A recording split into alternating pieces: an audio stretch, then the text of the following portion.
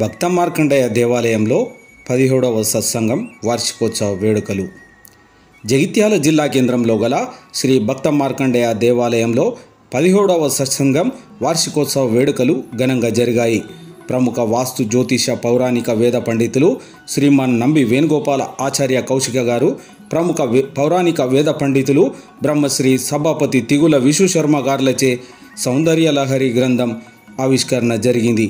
వందలాది మంది భక్తులు మాతలు భజనలు కీర్తనలు పాడారు. ఈనాటి ఈ కార్యక్రమంలో ఆలయ అర్చకులు శ్రీనివాస్ శర్మ, ఆలయ అధ్యక్ష కార్యదర్శులు ఆకుబత్తిని శ్రీనివాస్, తాటిపాముల వినోద్ కుమార్, సామాజిక కార్యకర్త తౌటి రామచంద్రం, భక్తులు మాతలు తదితరులు పాల్గొన్నారు.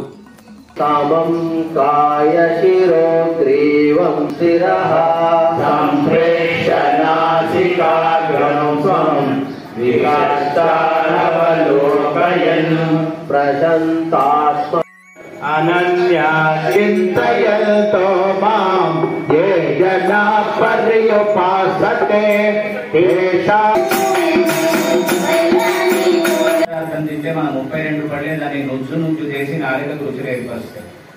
పాపం ఈ 32 పళ్ళు ఇంత కష్టపడితే ఆయనక బతిమిలాడిందిదా, ఏమి లేదు, ఇంత మేము శ్రమ పడుతున్నామనే భావన నీకు మా పైన ఉన్నప్పుడు నీవేం చేయాలంటే జారకు అని చెప్పింది మాటను.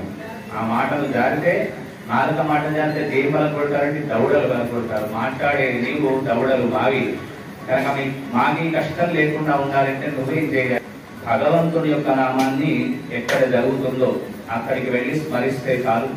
ఆ స్మరణ చేత అందరము ముక్తి పొందుదామని ఆ నాలుక చెప్పినట్టు, పళ్ళు చెప్పినట్టుగా మనము మంచి మంచి మాటలు ఎక్కడికి వెళ్ళినా మంచిని నేర్చుకొని చెడును అక్కడ విడిచిపెట్టడం ద్వారా మనలో ఆధ్యాత్మికమైనటువంటి తరంగాలు మన వైపు, మన కుటుంబం వైపు తరింపజేస్తాయి.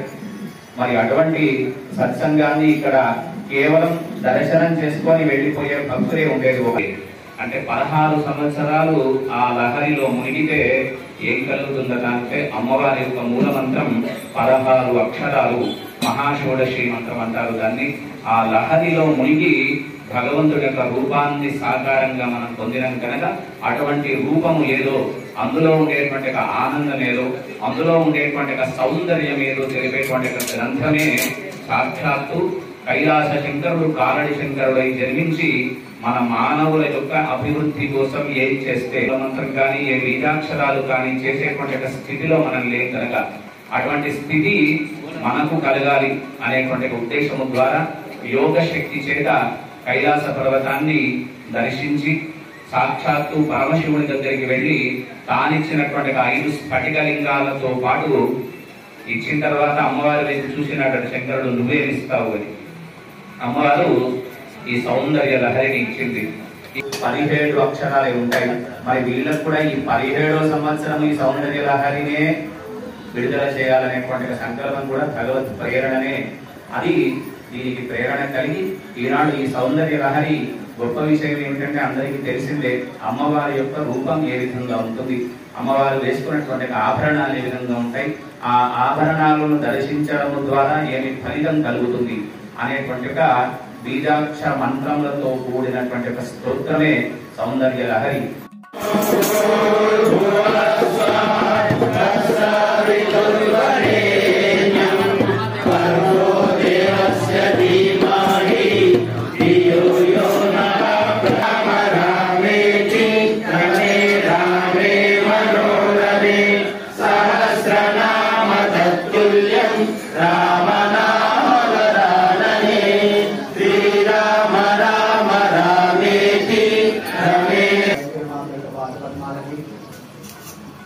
గురుగారైనటువంటి శ్రీమాన్ శ్రీ నంబి వేణుగోపాలాచార్య కౌశిక గారి పాదపద్మాలకి మనపూర్వకంగా సాష్టాంగ నమస్కారాన్ని అర్పణచేస్తూ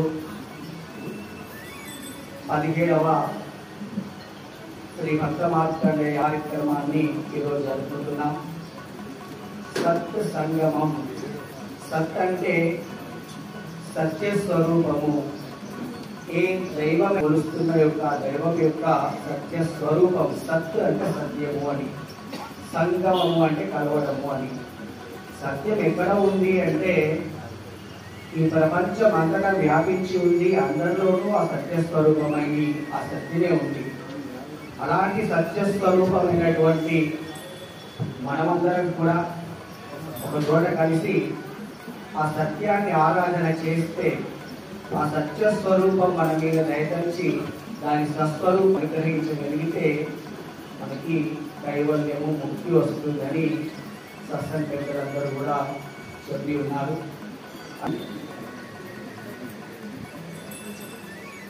ఒక వ్యక్తి జగన్నాథుని దర్శనం కోసం వెళ్తున్నాడండి.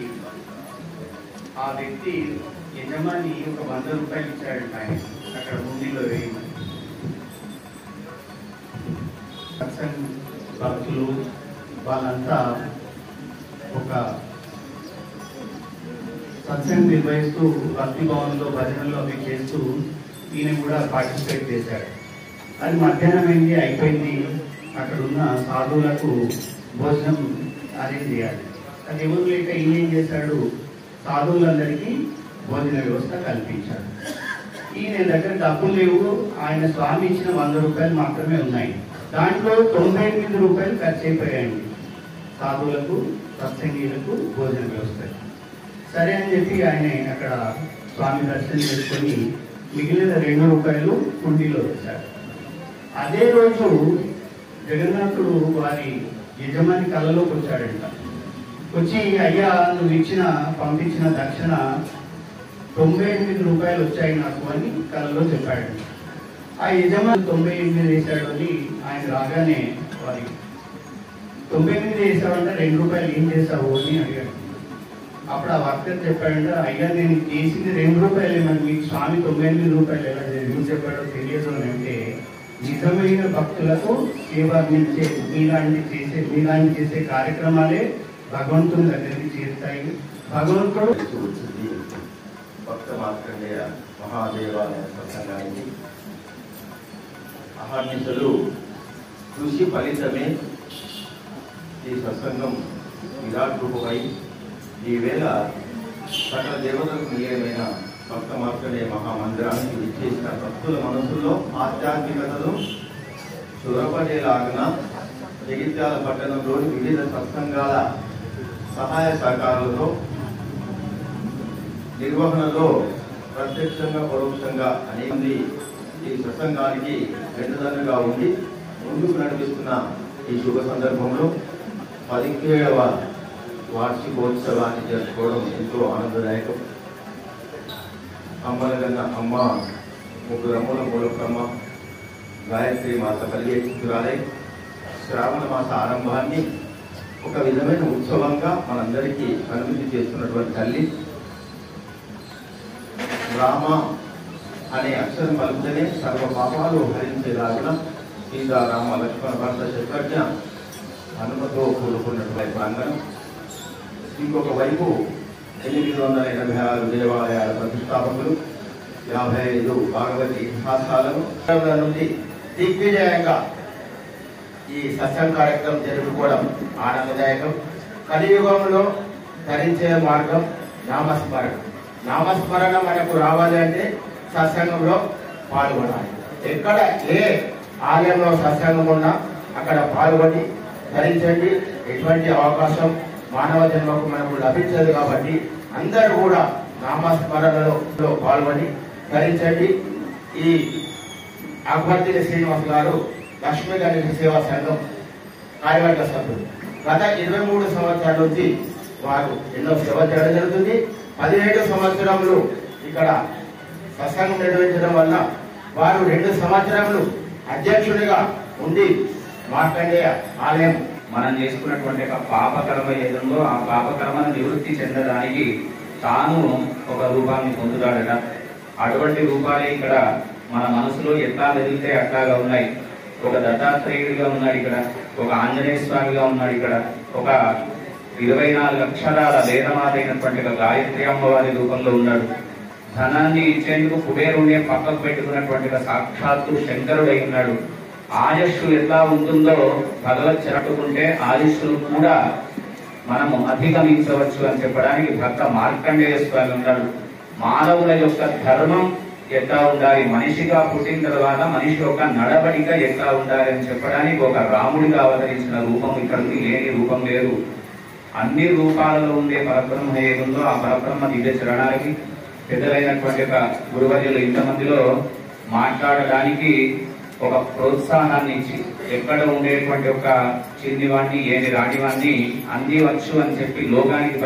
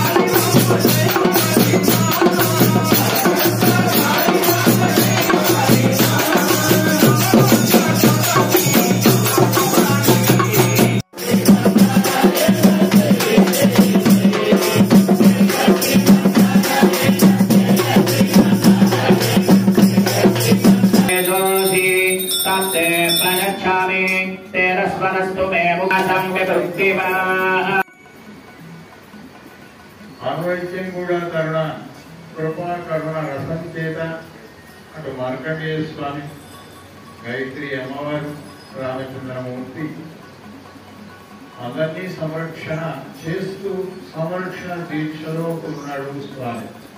దానికి 17వ సంవత్సరంలోకి వచ్చింది. ఇది మన లెక్క. కానీ జగిత్యాలలో పుట్టిన మొదటి సత్సంగమే పద్మశాలి సేవా సంఘం. ఎప్పుడు పుట్టింది ఇది అంటే 1904లో మన కూరగాయల మార్కెట్ వెనక విఘ్నేశ్వర స్వామి యొక్క నవరాత్రాలు జరుపుతూ అక్కడ ఆరంభమైంది సత్సంగం.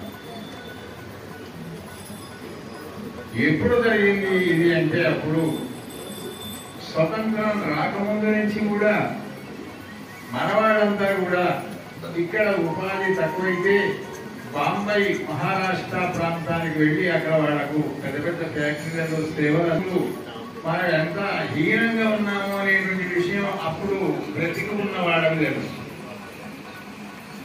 వీళ్ళందరూ 10 మంది ఒక చోట కూర్చొని మాట్లాడి ఆడింటే ఓ ముగ్గురు కలిసి ఒక చోట ముచ్చట పెట్టారంటే అలనాడు పరిపాలించిన ఆంగ్లేయుల పోలీసుల పర్మిషన్ కావాల్సిన రోజులు. అప్పుడు వాళ్ళ దగ్గరనే మేము తీసుకొని బాలగంగాధర తిలక్ లాంటి మహనీయులు ఓ ఉత్సవ కమిటీగా ఏర్పాటు చేసి దేశం ఎటుపోతోంది, మన జీవితం ఎటుపోతోంది, ఏం జరుగుతోంది అని ఆలోచన కోసమై ఒక ఆనందదాయకమైన భగవంతుడిని అందులో విఘ్నేశ్వర స్వామిని ముందు పెట్టుకొని, ఎందుకంటే ఆయన ముందు పెట్టుకుంటే చేసిన తప్పులను ఒప్పుకుంటాడు, వరాలు ఇస్తాడు అని అక్కడ ప్రారంభమైన సత్సంగులు అనేక ప్రాంతాలు దాటి జగిత్యాల చేరి మొట్టమొదటి గణపతి నవరాత్ర మహోత్సవం జరిగింది 1953-54 ప్రాంతంలో మార్కెట్ వెనక. అప్పుడు 10 మంది కలిసి మాట్లాడుకుందాం, ఏం మాట్లాడుకుందాం, సత్సంగం ఇవాళ ఉండేదండి మన జగిత్యాలు. అలా నాటించి మన వాళ్ళంతా సత్సంగంగానే జీవించాం. అప్పుడు ఇంకా అందమైన సత్సంగాలు ఉండేవి. ఏముండేది అంటే ప్రతి గృహంలో కూడా సత్సంగం ఉంది. భాగవతంలో అదే చెప్తారు. ఇంటి వాళ్ళందరూ కూడా బయట వాళ్ళు లేకుండా రోజు ఒక గంట సేపు కుటుంబ సభ్యులే మాట్లాడుకోగలిగితే ఉదయం ఏం చేద్దాం, మధ్యాహ్నం ఏం చేశాం, ఉదయం అంతా సాయంకాలం ఏం చేద్దాం అనుకుంటున్నాం, మరి సాయంకాలం రేపేం చేద్దాం అనుకొని కలిసి వెలిసి మాట్లాడగలిగే కోర్టుకు వెళ్ళడం కానీ జరిగేటువంటి ప్రశ్నే లేదు. అవి దూరమైనవి కనుకనే ఇవి దగ్గర అవుతుంది. ఇది గ్రహించారు మనవాళ్ళు. మార్కండేయ స్వామి వారి యొక్క దేవాలయం కట్టిన తర్వాత ప్రతిష్ట వెంటనే జరగలేదు. చాలా కాలం ఆపవలసి వచ్చింది. అప్పుడున్న కారణాల వలన. ఇప్పుడు ఉన్నటువంటి ఒక ఓల్డ్ ఏజ్లో ఉన్న వాళ్ళకి ఆ విషయాలు తెలుసు. ప్రతిష్ట చేద్దామని ఇక్కడ వచ్చిన తర్వాత అప్పుడు ఒక సత్సంగం ఏర్పాటు చేశారు. అంటే దాని పేరే సత్సంగం, అంటే ప్రతిష్ట నిర్వహణ సత్సంగం. వాళ్ళప్పుడు ఒక చిన్న బైలాస రాశారు. అందరూ కూడా ఒక మాట అనుకోవాలి అని ఒక పెద్ద మనిషి చేసి మాట్లాడారు. అయ్యా ఏమనుకోమంటారు అంటే, మన ఇల్లు ఇక్కడ లేదు, మొదటి పాయింట్. మనకేమో మనకు తెలియదు, రెండో పాయింట్. మళ్ళీ ఎక్కడికి పోవాలో తెలియదు, మూడో పాయింట్. కేవలంగా ఇక్కడ ఒక ప్లే గ్రౌండ్ లో ఆడుకోవడానికి వచ్చాం. ఆట ముగిసేదాంట్లో ఉండవచ్చు, మధ్యలో క్రికెట్ లో అవుట్ అయినట్టు కూడా కావచ్చు. అందుకోసమై అందరం కలిసి కార్యం మీదనే దృష్టి తప్ప మాట మీద కానీ, వ్యక్తి మీద కానీ, పరిస్థితుల మీద కానీ దృష్టి పెట్టకుండా ఉండాలని మార్కండేయ స్వామి ఇంకా రాలేదు, కానీ ఆయన వస్తున్నాడు కనుక ఆయన పాదాల మీద అందరూ ప్రమాణం చేసి కార్య నిర్వహణ దీక్షాబద్ధులు కావాలని కోరుకుంటున్నామంటే అందరూ కూడా ఆనందపడ్డారు. అప్పుడు ప్రతిష్టా కార్యక్రమాన్ని సుమారుగా ఇక్కడ 11 రోజుల కార్యక్రమం జరిగింది. సిద్దిపేట నరసింహయోగి గారని మహానుభావుడు ఆయన శ్రీచక్ర స్థాపన చేశారు ఇక్కడ అమ్మవారి దగ్గర. దాని తర్వాత మృత్యుంజయ శర్మ గారని పొరాస వారు శివుడికి యంత్ర స్థాపన చేశారు. అప్పుడు నాకు ఇది అష్టాదశ ప్రతిష్ట, 18వ ప్రతిష్ట. శ్రీరామచంద్రమూర్తికి నా చేత యంత్ర స్థాపన చేయించడం జరిగింది. ఎంత హాయిగా జరిగిందంటే 11 రోజులు 11 నిమిషాల కంటే తొందరగా గడిచిపోయింది. అప్పుడే ఇవి అయిపోయిందా అని ఆనంద భాషలు ఎవరికి వచ్చాయంటే యజమానులు గారు భక్తులందరూ కూడా ఓడ మీద ఓడు ఆనందాన్ని కురిపిస్తూ కళ్ళ నీళ్లు పెట్టుకున్నారు. అప్పుడే అయిపోయింది ప్రతిష్ట అని. అంత ప్రేమతో జరిగినటువంటి యొక్క ఈ ప్రతిష్ట దినదినాభివృద్ధి జరిగింది. ఈనాడు సత్సంగ సభ్యులు ఈనాడే కాదు, ఆలయాన్ని నిర్వహణ చేయాలి, నిర్మాణం చేయాలి అనేవాడు కూడా సత్సంగ సభ్యులే. ఆనాడు ప్రతిష్టా కార్యక్రమానికి ఎంత శ్రమకో ఓర్చి ప్రతిష్ట సౌకర్యాలు లేవు అన్నాడు. అయినా చేసిన వాడు కూడా సత్సంగ సభ్యులే. అందుకే లోపల ఉన్నటువంటి ఒక నాయకుడు మార్కండేయుడు ఎవరితోని ఏ కాలంలో ఏం చేయించుకోవాలనుకుంటాడో లోపల ఉన్న ఆయన ఇష్టం. ఒకరితోని చక్కగా ఫ్లోరింగ్ చేయించుకున్నాడు కొట్టు. మరొక కమిటీ వచ్చింది, సింహద్వారం కట్టించుకున్నాడు. మరో కమిటీ వచ్చింది, ఆలయాన్ని కొంచెం అంతా అందంగా తీర్చిదిద్దారు. మరొకటి వచ్చింది, రూపొందించేటువంటి ఒక చెప్పేటువంటి గ్రంథాన్ని కూడా ఆవిష్కరించడం కూడా ఒక మనకు ఒక తీపి గుర్తుగా మిగులుతుందని భావించుకుంటూ సరి అయిన సహాయ సహకారాలు అందించి